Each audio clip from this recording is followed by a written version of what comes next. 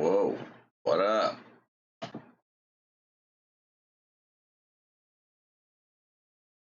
Doing an impromptu midweek streaming because I'm working on Friday again. Got another schedule change. So, what's up, Dan? Morning, Brandon. Morning, Steven. Oh, coffee. I'm like still waking up. Good morning, Terry. What's up, Alan?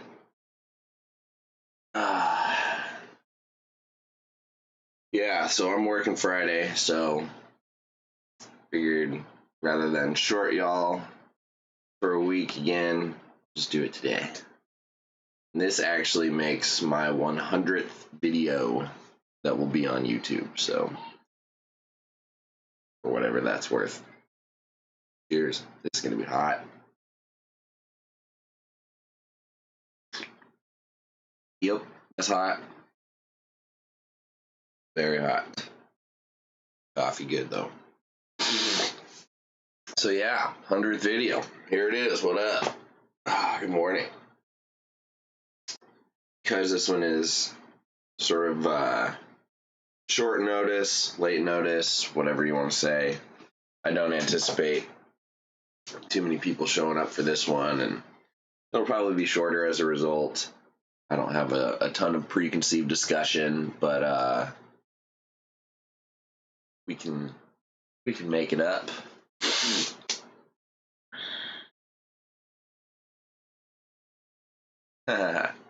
In between feeding horses. Good morning, Tori. Tori. I don't know why I always want to say Tori. I go to say it and I see your last name and Torini. I don't know. My apologies. Good morning, Lori. Just another milestone until 200. Oh God. If I'm doing this for another 100, you might need to stop me. Morning, Carly. Yeah. So, what is up? Anybody caught last night's or yesterday's episode of NPR with Warren Booth? Oh, boas sound amazing. They're like the carpet python equivalent of boas, like the Sonoran stuff and the Central American stuff that's smaller. Those dwarf boas with all the leopard, hypo, and all that crazy stuff. If you haven't listened to it yet, go back and listen to it. They talked for almost 3 hours because it was like that engaging. It was good stuff. And if any of you know me in any small amount, you know that I do work with some boas. So listening to that was cool. I don't have any red tail stuff. I have Brazilians, one Colombian, and some Amazons. But I definitely have a soft spot for boas. Boas are pretty sweet. What's up, Justin? Good morning. Yeah, I mean, with boas, you don't have to have an incubator. So that's kind of nice, but it's a little different in terms of timing and feeding schedule and climate that they, experience, but you can food cycle them the same way as anything else. And in my experience, they're relatively easy to breed for the most part. Well, some probably aren't. Yeah, Carly, definitely enjoy that one. That's going to be a good episode. I listened to it yesterday. It was awesome. They're now pre-recording all their episodes. That's mosquito season. They're pre-recording all their episodes, so the audio is fantastic, but you're not able to listen to it live and join in on the chat live while it's going on. The chat is still active. It's a Facebook chat, but yeah, it's pretty cool. How long till my Amazons start breeding? Well, I have a pair of adults, but then I also have 3 that are like around 2. So I have some little guys that are still in tubs. They'll probably take a couple more years. Those are all my patternless animals. And then I have some adults in the living room that locked up last season and then weren't really interested. And they were still acclimating. So we'll see if they want to put in some work for me this season. They're kind of those ones are difficult because I can't be as hands-on with them.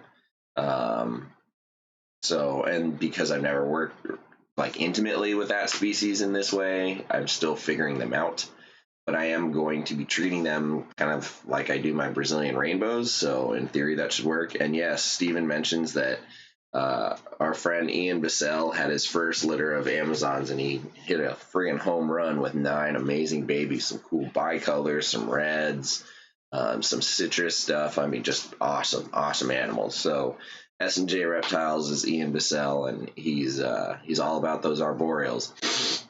So he's having a good season so far, and he's actually got a clutch of chondro eggs in the incubator from that blue GTP he's got. So Dan says, I hate my Amazon tree boa. He's pretty but such an asshole. Yeah. 4 of my 5 will happily bite you. Some of them will always try and bite you. One of them is actually this one female patternless yellow that I have is handleable, but the rest of them you really got to be careful. So I just don't think they've been as bred anywhere near as much as carpet pythons or anything like that. So you get a lot of very wild and instinctual behaviors. With carpets, there's tons of that too. You know, every individual has their personality. I mean, I could pull babies out of here that would never bite, and I could pull some that would light you up like Christmas. So it is how it is.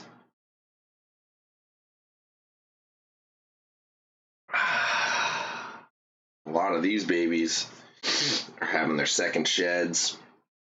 I've been starting to take photographs of the females for some folks who are on. So I don't normally do lists with any of my offspring, but because this Stripe Jungle project has a few people that I don't know how to say it, but like there's a few people who want some from this because they're doing similar projects or they love stripes just like I do. And because I'm holding on to these guys for a little while to make sure I choose the right ones and get the ones that color up the way I want them to or have the right pattern, things like that. Kind of just hanging on to them for a while, but they're really starting to show off, which is crazy. And it's making it hard to keep them because now I've got people hitting me up and throwing money at me for them. I'm like, oh, pump the brakes. I gotta fulfill a list first. But it's not much of a list. It's just a couple breeders that I know really want some striped animals, and this is one of the striped females that is on their radar. So I need to fulfill few requests for some individuals before I start, talking to folks about purchasing them, but it's hard, I want them to color up and change as much as possible here so that by the time I do start talking about selling them, people aren't looking at drab, colorless, ugly carpets and then seeing the price tag and going, whoa, what? Typical jungles are in the $300 range for your average good quality jungle carpet, but these guys are a little bit more than that. These guys have some ivory into them. They've got some Vanaventer, hence the striping. They've got a lot of stuff going on, and they were maternally incubated, so they're all much larger than a lot of babies, and they started earlier, so they're growing really fast. So to me, these are more than just your average jungles. Did I get any with black eyes? No, I don't think any of them came out with black eyes. Most of these guys, their eye color will change a little bit as they get bigger. This girl's eyes are sort of a coppery color with black and gold in them, and I think that's probably the standard for a lot of these guys, but I'm going to pay more attention to that. Like, she's got the same color eyes. He's got silver eyes. That's a good question, Jason. I'm going to be looking at all of them a little bit more closely now. But I finally started putting the Papuans where they are supposed to go. And by that, I mean one. One has gone off to its rightful owner. yeah, that project is being selectively distributed to a few individuals. However, that female that produced these Papuans is massive again. She's eating like a horse. She's gonna be in prime shape to breed again this year. So this will be my first time doing a female back-to-back seasons. The only reason I'm doing that is because the demand for Papuans is going up. People really are finally giving them their due, the respect they deserve, and there's a lot of people who I'd like to buy Papuans with, because I know they'll do that species justice, and they appreciate them. So I want to get a few people hooked up.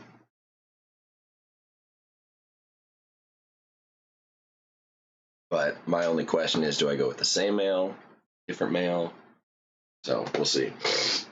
I'm kind of leaning towards doing the same male just to get some really nice reds and oranges like I did. Because the other male I was thinking is significantly darker. But it's hard not to want to make more babies like this.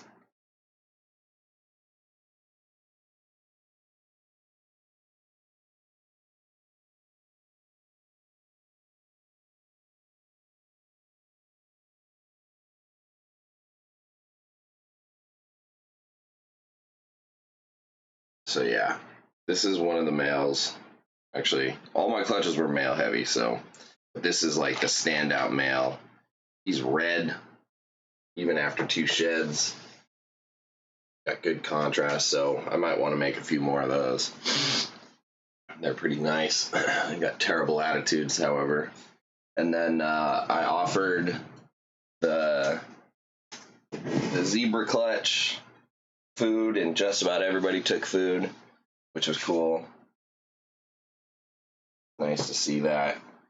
Even this male super zebra who has yet to shed at 2 months of age has already taken a meal. Looks like he's going into shed finally, though. Maybe that meal did the trick.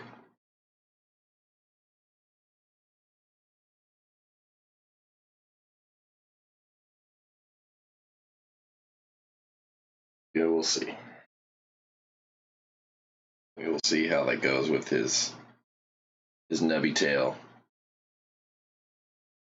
So that's pretty neat. One of the things I hear a lot of people talking about and doing, and then some people questioning ethically, is whether or not they should be breeding other species just to fund other projects. Lately, we've been talking about, how do you thin the herd? How do you be selective? How do you, keep things within your means and not go overboard? So, yeah, Carla brings up a good point. Blood pythons go months before they shed, but they'll eat. So, good luck with that rescue. See you later. Who the hell is Harvey? Yeah, and I think that freaks people out unless you're working with bloods, and that's normal because I've had animals go months before they have their first shed, and some of them will eat before that. Not always, but that's a bit stressful for some folks when they just don't go that route. So they'll all do what they need to do sooner or later, but just got to trust the process and know that they're doing that. But yeah. So a lot of people, obviously, everyone here is everyone should breed rats so the price will go down. Yeah, that would be nice. There's like this never-ending demand for rodents, and no matter how much the supply grows, it's not enough. Just a lot of people feeding off rodents. Where are you going, bud? Come here. Gotcha. Yeah, if I had the space and did this full time, I'd consider breeding rodents, but I know the downsides of that. It's kind of gross. But yeah, good to have friends that breed rodents. I think this guy might stay.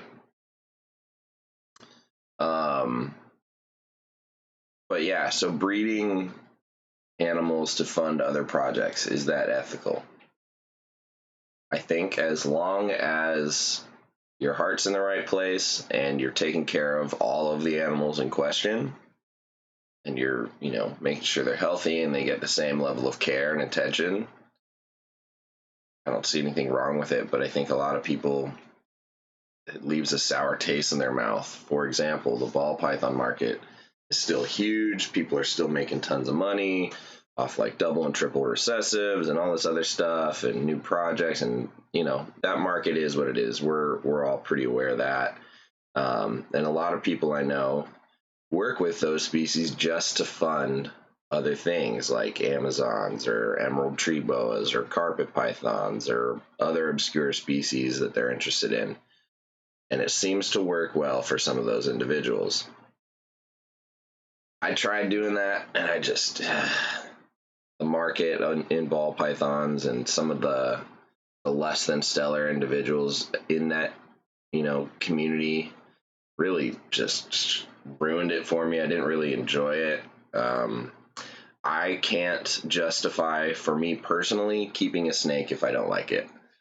Ball pythons behaviorally in their care and everything like that are just too simple and easy. Like, as far as their husbandry, it's you can do it with your eyes closed.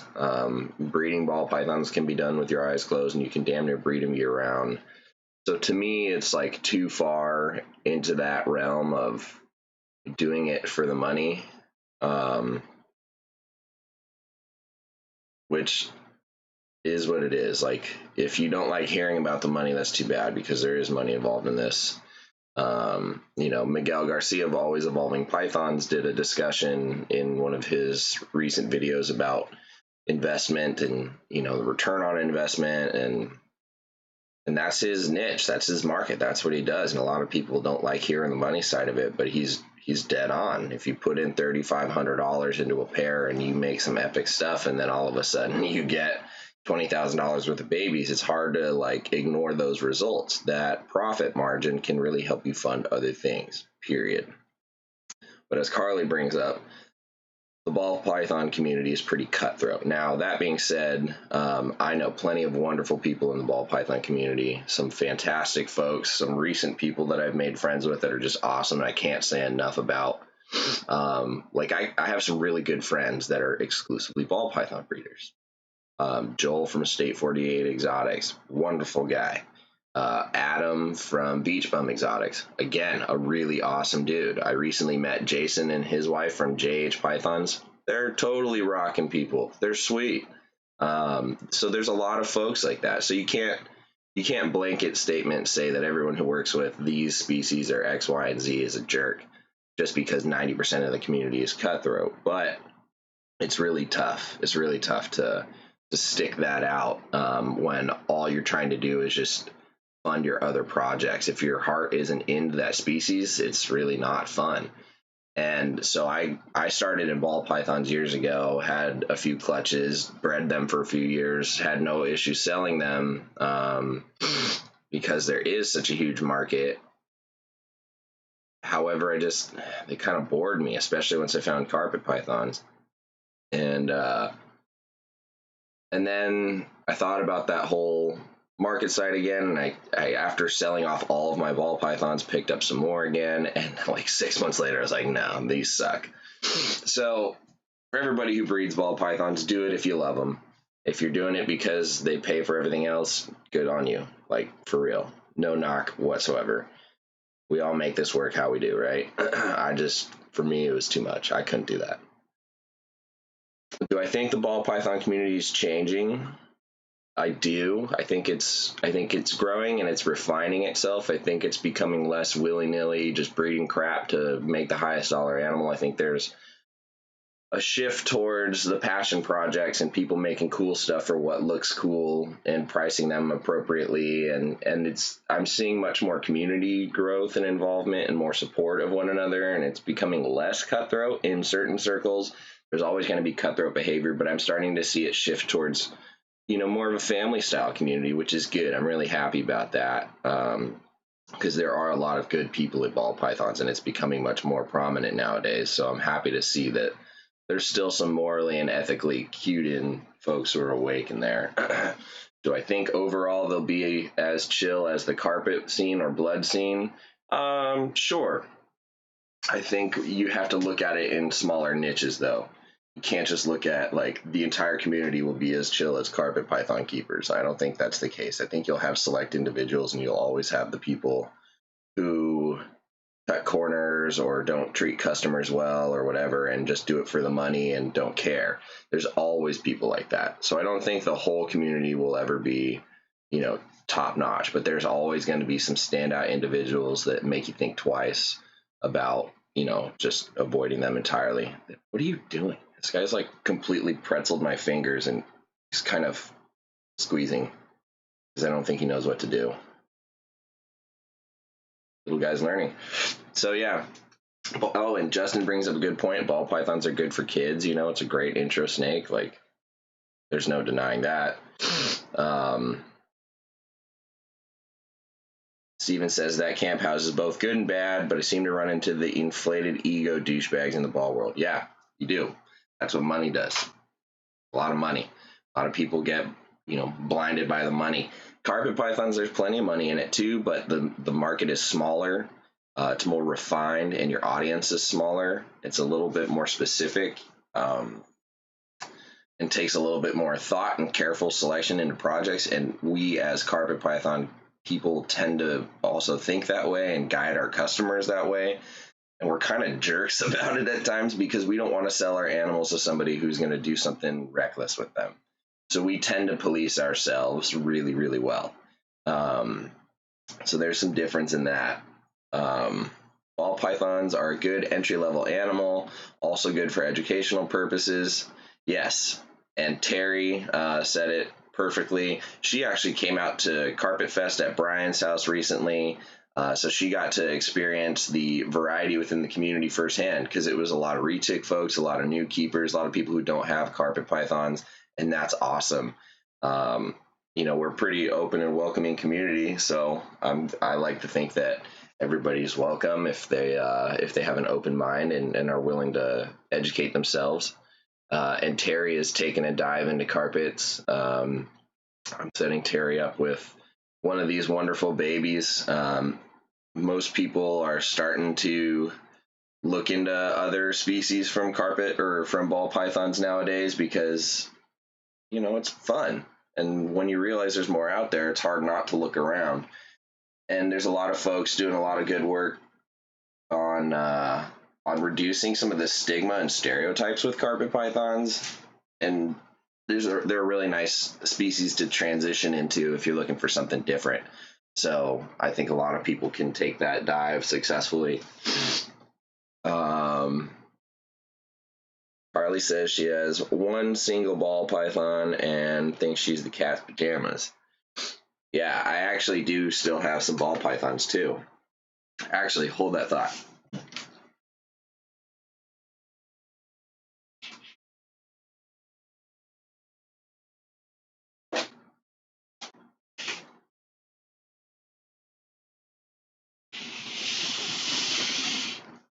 Wait, hang on.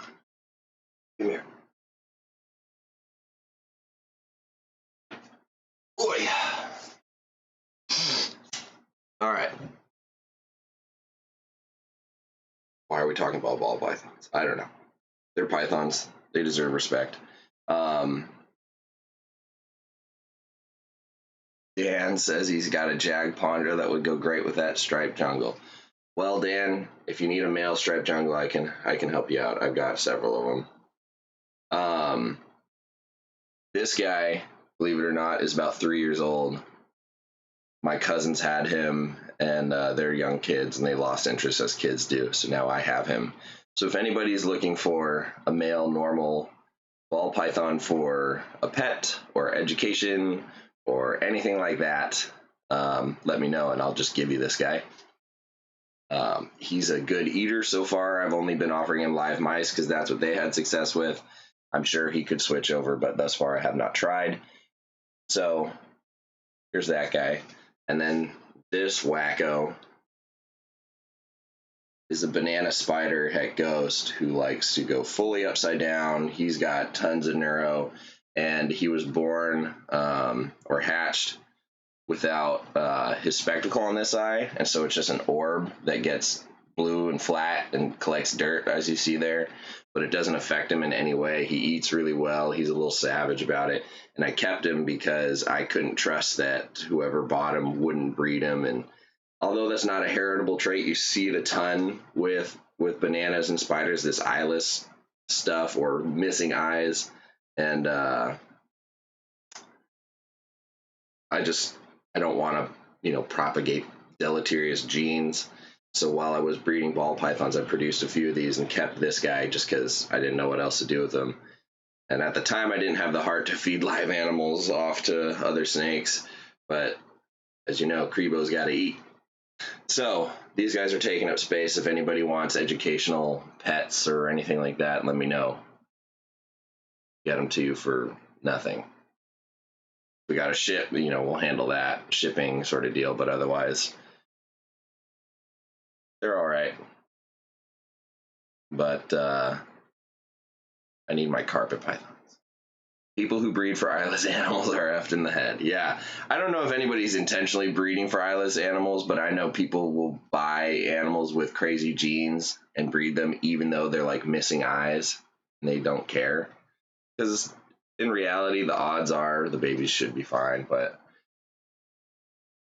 that's an ethical question. Yeah, if Ryan Cox needs a ball python, I'll send it. So, yeah, I oftentimes think about, should I just get a pair of some high-end ball pythons to fund everything else? I just don't. I'm not going to do that. I've got enough going on here as it is. I don't need any more projects. In fact, I could do with fewer projects.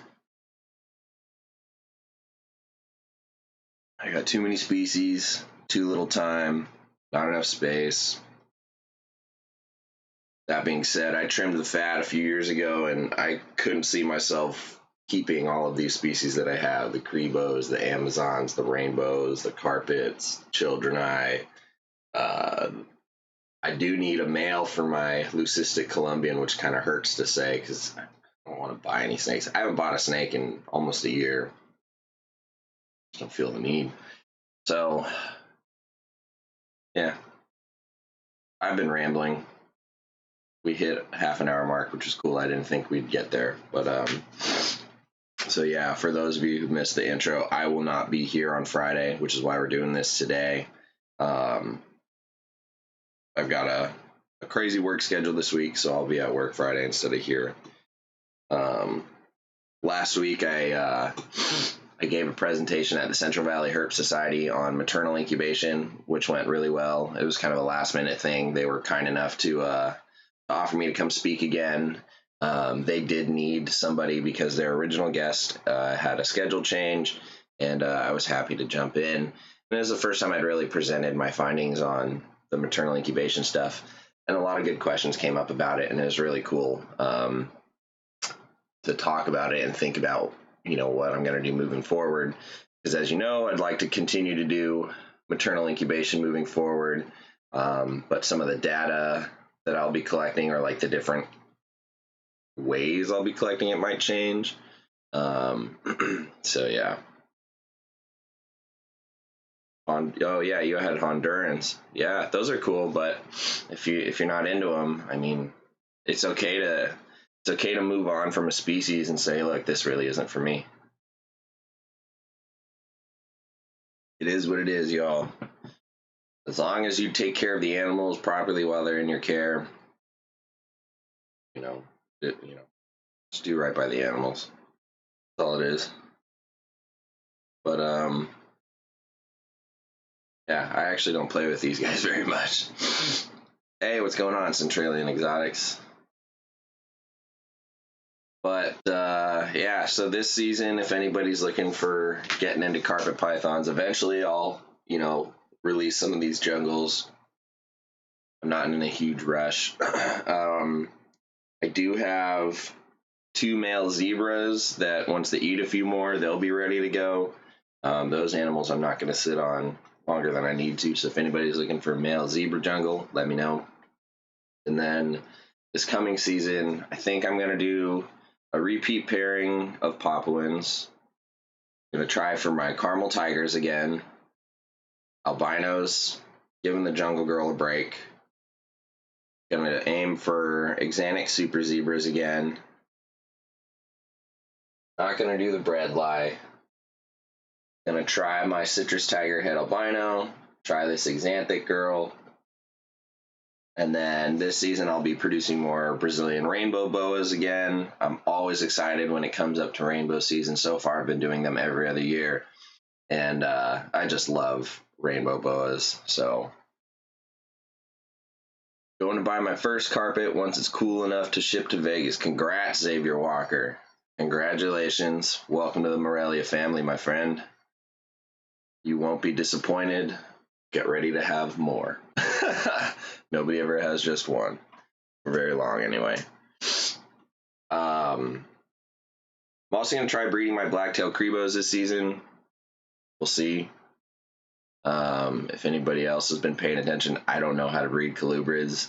I accidentally bred my mad hogs, so I'm not going to say I know what I'm doing. I'm honestly just concerned about the male trying to eat the female. She's plenty big, so hopefully that doesn't happen, but I'll be picking John Michael's brain on that. But I talked to John Michaels at Pomona. If any of you are familiar with Black Pearl Reptiles, that's what I'm talking about. They do all the different Crebos and Indigos, and popularity on those is skyrocketing. Absolutely climbing. It's great to see. People are like stoked on some big Cobra-like colubrids again. So he's been sold out of those things. He can't breed enough of them.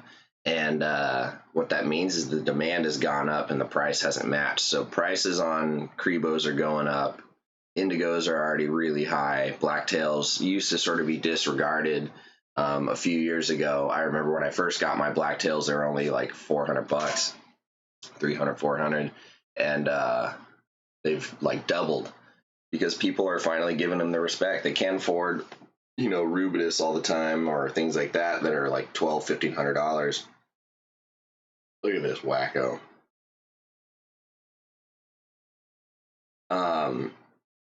So yeah, I think blacktail Crebos this season are going to be more like the $700, $750 price point, which if you've worked with them, it's worth it. I mean, why would a Rubidus be $1,500 and a blacktail only be $400? Makes no sense to me. They should all be $1,000 snakes. They're badass. They are worth it to me. If I was in a position to, I wouldn't even haggle. $750. They're sold. But I guess that's easy for me to say, being on the other side of the fence. But they're some of the best snakes. So, Crebos, hopefully. Rainbows, hopefully. And like 6 or 7 pairs of carpet pythons this year. And if I'll get extra lucky, maybe the Amazons will do something for me too. Hopefully by then I will have much more space to accommodate babies. So Alan Cordova asks, what's my preferred method of communication, Instagram or Facebook? Both. I don't have like Facebook proper on my phone. I just don't like that. I just check it on my computer, but I do have Facebook Messenger. I'm pretty quick on the response on that. You can also hit me up on Instagram. The one thing that Instagram does that I don't really like is when people I haven't like friended or connected with try to message me. It puts this little tiny notification in the corner that says like you've got a message request waiting, and like sometimes it doesn't show me that right away, so I end up not seeing it for a week, and that's kind of frustrating because I don't like leaving people hanging. So chances are the Facebook Messenger is your best bet, but if you hit me up on Instagram, that works too. Centralian Exotics asks if I'll be pairing any bredli. I think with everything I've got going on this year, probably pass on the bredli. My female is coming up on 4. The male's certainly ready to breed. She could probably pull it off at her size, but knowing how big and mature they can get, I think I'm just going to give her another year. Just because I'm not going to push it with everything else I've got going on. So hopefully not this season, but next season I'll be doing some bredli. I've just got a pair of normal Lazicline bredli, really pretty animals, and no morphs or anything like that. So no stonewash or hypo or anything or stripe. But one day I would like to get into those. I mean, I've got the carpet bug bad. It's ingrained in my DNA at this point. I would literally want all of them, everything. That's the goal. So I'd love to be able to provide kind of a good variety and spread. So one day. So it's kind of hard to say, stay tuned for a year and a half, 2 years. But as we all know, time flies. I'd love to be able to produce all of them in time. This year will be my hopefully first time producing Darwins. Maybe one of these days I'll break my curse of not being able to breed coastals. I can breed jungles, but apparently not coastals yet. So that's interesting because they're kind of the same. So on that note, I'm going to leave this at like 38 minutes, 40 minutes here. So yeah, no stream this Friday. Following Friday should go back to normal schedule. And that will give you all a week and a half to prime the pump with questions. Who knows what will happen between now and then. People should have bredli hatching, so that'll be cool to see. Maybe we can talk about that. Again, if anybody needs educational pet ball pythons, I've got 2 of them that I don't need. I could use the space. Anyway, I'm going to leave it at that. To wrap up, if you breed snakes for money to fund other projects, good on you. Do it. Don't worry if anybody's judging you about it. As long as you take care of your animals and treat everyone, the same, and you're ethical about it, go for it. I don't do it because I can't. I have limited space, and it just wasn't for me. But I don't see anything wrong with that. If you gotta make ends meet some way to fund the real projects, go for it. Do your thing. As long as you like those animals, you take care of them, and everyone's happy, who cares? Oh, and Steven, I would consider working with a Solomon Island tree boas one day if I had room. I love those things. Anything from the Solomon Islands is cool. Alrighty, on that note, oh yeah, I've got photos up for purchase. Wow. I don't push those hard enough, but I got a lot of black glass photos on the website. I can honestly print any of them for you. So anyway, hit me up if you have questions about art, snakes, breeding, carpets. Shows coming up, Sacramento shows coming up next month. You guys should all come out to that. It's a big one. It's fun. Anyway, I'm excited for a hometown show. Alrighty, until 2 Fridays from now. Catch y'all later.